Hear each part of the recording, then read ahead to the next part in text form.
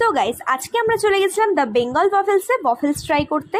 আমি আজ পর্যন্ত ওয়াফেলস ট্রাই করিনি, তাই সেখানে যাওয়ার পর আমরা অর্ডার দিই fruit and nut waffle and triple chocolate waffle.